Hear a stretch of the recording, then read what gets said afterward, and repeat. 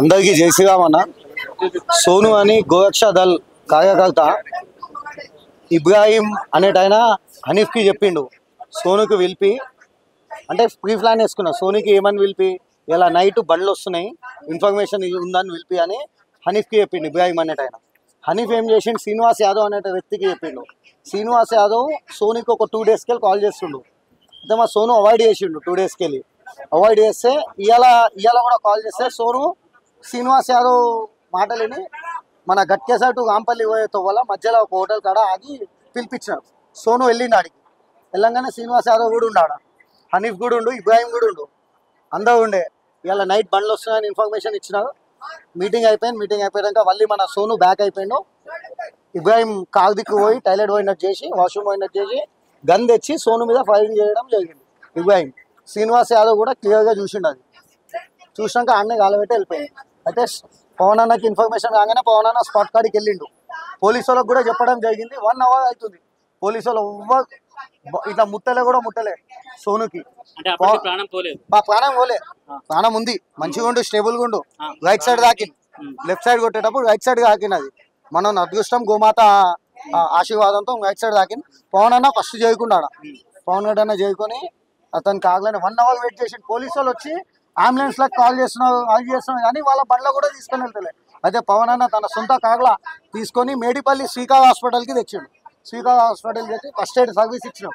ఆడ సర్జన్స్ ఎవరు లేకుండే ఫస్ట్ ఎయిడ్ సర్వీస్ ఇస్తాం. మేమంతా ఆడ చేస్తున్నాం. మళ్ళీ ఆడికి వెళ్ళి ఆడ సర్జన్ లేడంటే పోలీస్ సమక్షంలోనే పవన్ అన్న మేము అంబులెన్స్ సోనుకి ఇక్కడ చేయడం జరిగింది. మళ్ళీ పెద్ద నాయకులకు అందరికీ మేము ఇట్లా చెప్పినాం. ఇదంతా ప్రీ ప్లాన్ అన్న. ఏంటంటే మేము డైలీ వెహికల్స్ ఆపుతాం. పవన్ అన్న వాళ్ళంతా మేమంతా గోరక్ష చేస్తాం కదా, పెద్ద పెద్ద వెహికల్స్ ఆపుతాం. వాళ్ళకి ఒక్క vehicle minimum 30 to 40 lakhs vehicle దాంట్లో మాల్ ఉంటుంది. దానికోసం ప్రీ ప్లాన్తో పిలిచి ఇవాళ నైట్ బండ్లు ఉన్నాయి రండి అని ఇన్ఫర్మేషన్ ఇస్తా అని మనం లేపేసామని ప్లానింగ్తో పిలిచినాం. ఇప్పుడు మేము వెళ్ళడం జరిగింది. ఈటల అన్నతో, కిషన్ అన్నతో, రామచంద్ర అన్నతో.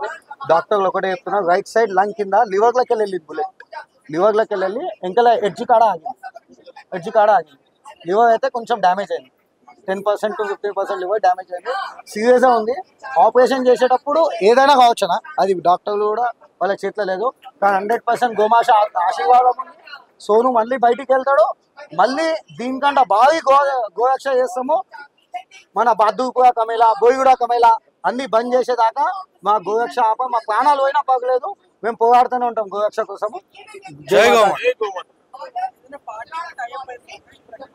అహ్మద్ బేగ్ అని ex MLC, MIM ex MLC, present MLC Ahmed Baig. వానెంబడి కిషన్ బాగ్ కాకుపేట ఎంఐఎం, ఇబ్రాహీం మల్లపల్లి కాకుపేట. వీళ్ళ ముగ్గురికి బాదుపుర కమేలాకి వెళ్ళి ఎంతో కమిషన్ పోతుంది. వీళ్ళ సపోర్ట్ తోనే ఈ ఇబ్రాహీం అనేటోడు, అజ్జు అనేటోడు, హనీఫ్ అనేటోడు చాలా స్మగ్లర్లు. వీళ్ళు కొన్ని కోట్ల దందా చేస్తారు వాళ్ళు. పార్టీ ఎంఐఎం ఫుల్ సపోర్ట్ ఉంది వాళ్ళకి. మేము గతంలో కూడా పవన్ అన్న కూడా దాడి జరిగింది. 2 నెలల కింద కాలుతో గుద్దినారు. అప్పుడు కూడా మేము 100 మంది ఎంబడి గట్కేసా పోలీస్ స్టేషన్ పోయి కంప్లైంట్ ఇస్తే ఇప్పుడు దాకా దాని మీద ఏం చదవనే లేదు.